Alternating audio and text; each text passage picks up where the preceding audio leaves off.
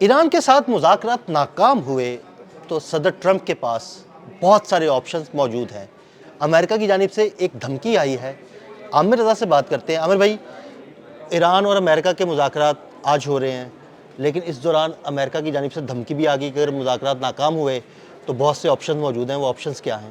دیکھیں، سب سے پہلی بات تو یہ ہے کہ مذاکرات ناکام ہوں گے، کیونکہ جو امریکہ جس طرح کی شرائط رکھ رہا ہے، اگر اس پر ایران سرنڈر کر جاتا ہے تو اس کا مطلب یہ ہے کہ ایران ہتھا ہو جائے گا۔ یعنی ایران اپنا وہ تمام کا تمام میزائل پروگرام، جس میں وہ اب انٹر کانٹیننٹل بیلسٹک میزائلز تک، ہرم شہر 5 تک میں نے آپ کو بتایا تھا، چلا گیا ہے، اور اس نے سائبیریا میں اس کا تجربہ کر لیا ہے، وہ ناکام ہوگا، اور وہ اس کو رول بیک کرنا پڑے گا، اور اس کے بعد اس کے پاس جو افزودہ یورینیم ہے اس کو ضائع کرنا پڑے گا، اور اپنے ایٹمی ریئیکٹرز کو عالمی تنظیم برائے ایٹم کے لیے جو ہے وہ کھولنا پڑے گا۔ یعنی ان کے وہ جائزہ لینے جائیں گے، اور اس کے بعد وہ اندازہ کریں گے، دیکھیں گے کہ کیا اچھا آپ اس کو نہ ذرا صرف تجربہ کیا، اب تو ہم سب کو تجربہ ہے، میری ایج کے جتنے لوگ ہیں ان کو یہ پتہ ہے کہ عراق سے کہا گیا تھا کہ تمہارے پاس جو ہے ایسا اسلحہ ہے جو کہ کیمیکل ویپنز ہے، لہٰذا تم اقوام متحدہ کی ایک باڈی ہے، اس حوالے سے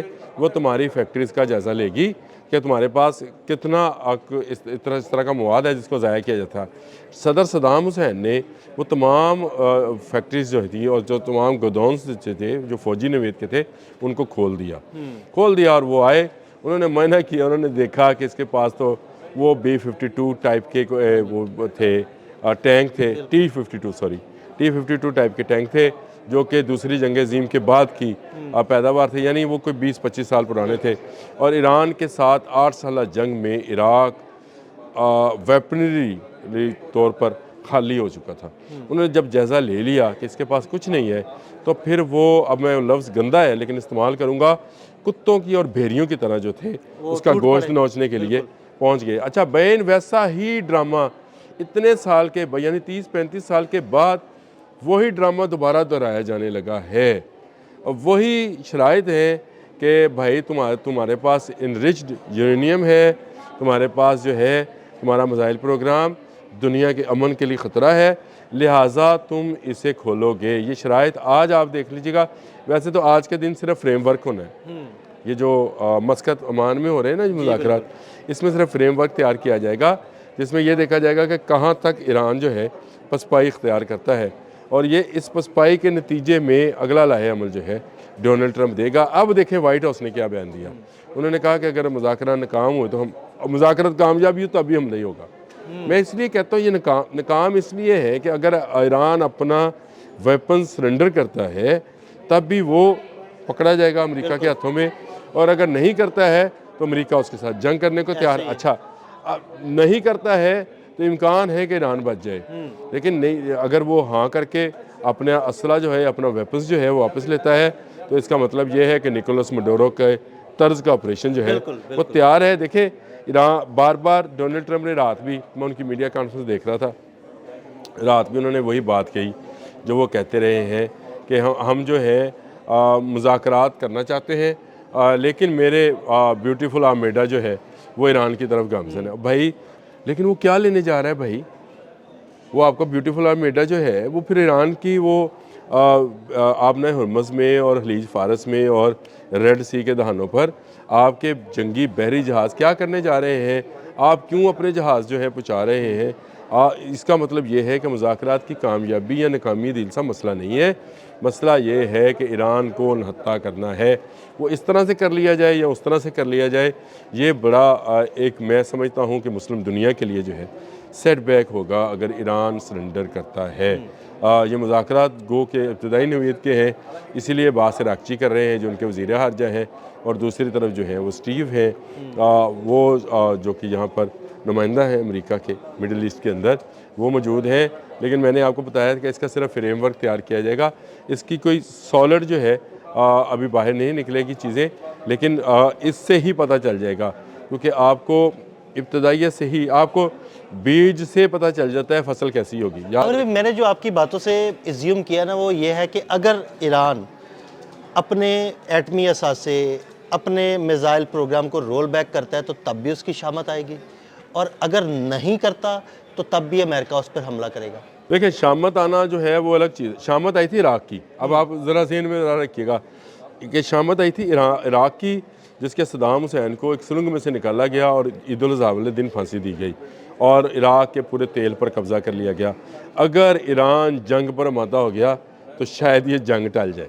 मैं आपको ये बताया, देखें मैं दिल साहब बड़े बड़े वसूख के साथ जो बातें करता हूँ, बहुत सारे हमारे जो तजिया कार हैं, बहुत सारे मीडिया हाउसेस के जो लोग हैं, वो इस तरह की बातें, और कुछ बाहर बैठे लोग जो अमेरिका में इस वक्त बैठे हैं, उनकी मैं दानिश्वरी सुन रहा था कल रात को, तो वो कह रहे थे कि जो वेनेजुएला है उसकी मईशत को बेहतर करने के लिए, यानी वही बोली वही अमेरिका की बोली आमिर भाई, सीधी सी बात है। जो फाइनेंशियल टाइम बोल रहा है, जो न्यूयॉर्क टाइम बोल रहा है, जो कि डोनाल्ड ट्रंप की बोली है, वही बोली ये तजियाकार, ये दानश्वर जो है बोल रहे हैं। तो मुझे बताएं, किसी मुल्क पर इसलिए किसी के घर पर कब्जा कर लिया जाए कि तुम्हें तो मामला चलाने नहीं आते, आज के बाद जो है हम चलाएंगे, तेरे घर का खाना मेरी नूंह पकाएगी और जेरा खाने लिए सामान आएगा तो पैसे तू देगा। बिल्कुल। क्या ये बर्दाश्त है किसी को? नहीं, बिल्कुल भी नहीं। पूछे ना यार इन दानश्वरों से। और यही ईरान के साथ मॉडल लेकर आए हैं। नहीं तो मेरे ब्यूटीफुल आर्मेडा जो है वो ईरान की तरफ गामजन है और वो हमला करेंगे और उठा के ले जाएंगे। ईरान अगर जंग पर आमादा हुआ तो मैं याद रखिएगा जंग शायद टल जाए, लेकिन ईरान अगर सरेंडर पे आमादा हुआ तो फिर ईरान की इराक वाली सूरत हाल जो है उसको कोई रोक नहीं पाएगा। ये मैं आज बता रहा हूँ, आने वाला वक्त इसका सबूत होगा कि अमेरिका के सामने जिसने गर्दन झुकाई, अमेरिका उसको खा पी गया। जो खड़ा हो गया वो शायद ज़ख्मी तो हो जाए लेकिन बच जाए। अच्छा आमिर भाई, जो सारा सिनेरियो बन रहा है, अगर मुज़ाकरात कामयाब हो जाते हैं तो फिर क्या सूरत हाल बनेगी? देखें, मुज़ाकरात की कामयाबी दोनों मुल्कों में डिफरेंट है, आप इसको समझे। अमेरिका के ख्याल से ये मुज़ाकरात कामयाब उस सूरत में होंगे जब ईरान सरेंडर कर जाएगा। ये मुज़ाकरात की कामयाबी है अमेरिका के लिए। ईरान के लिए मुज़ाकरात यूँ कामयाब होंगे कि उसका मिसाइल प्रोग्राम और उसका एटमी प्रोग्राम जो है बच जाए। तो ये दोनों के लिए डिफरेंट, जैसे एक मुकदमा अदालत में होता है तो एक उसमें दोनों फ्रीकैन में से वो जीतता है जो जिसके हक़ में फ़ैसला हो जाता है। तो इन मुज़ाकरात की कामयाबी जो है वो दोनों सूरतों में अलग अलग है। यानी ईरान के लिए अलग एक उसकी सूरत हाल है और अमेरिका के लिए बिल्कुल एक अलग पोर्ट्रेट है कि वो उसको कामयाबी समझ रहा है। सिक्के का हेड एंड टेल है, जिस तरह हेड आएगा वो कहेगा जी मैं जीत गया, जिसका टेल आएगा वो कहेगा मैं जीत गया। देखिए मुज़ाकरात की ये इब्तदाई नौइयत है, अभी हम कुछ नहीं कह सकते। मैंने अभी आपसे कुछ देर पहले एक जुमला बोला भी था कि बीज देखकर पता चलता है कि ये फसल कैसी होगी। आज ये बीज है, ये हाइब्रिड बीज जो है जब हमारे हाथ में आएगा, और हम क्योंकि देहाती कल्चर के लोग हैं, हम बीज देख के बता देते हैं कि ये किस तरह की बढ़ोतरी करेगा और किस तरह ये कितनी फसल देगा। आज के मुज़ाकरात से ये पता चलेगा, यानी मस्कत ईमान के मुज़ाकरात से ये पता चलेगा कि ये बीज जो है ये बावर होगा, इसमें से फसल अच्छी आएगी, ये किसान की भूख मिटाएगी, या ये तबाही लेकर आएगा और लगाया पैसा भी ज़ाया जाएगा। देखिए अमेरिका दूसरी तरफ जंग की पूरी तैयारी कर रहा है, इसमें मुझे कोई इतराज़ नहीं। बहुत शुक्रिया आमिर रज़ा जी। बिल्कुल आमिर रज़ा ने बड़ी तफसील के साथ इस सारे मामले पर रोशनी डाली और ये भी बताया कि मुज़ाकरात की कामयाबी या नाकामी का इन्हिसार किन अवामिल पर है। अदील अहमद और आमिर रज़ा को इजाज़त दीजिएगा। अल्लाह हाफ़िज़।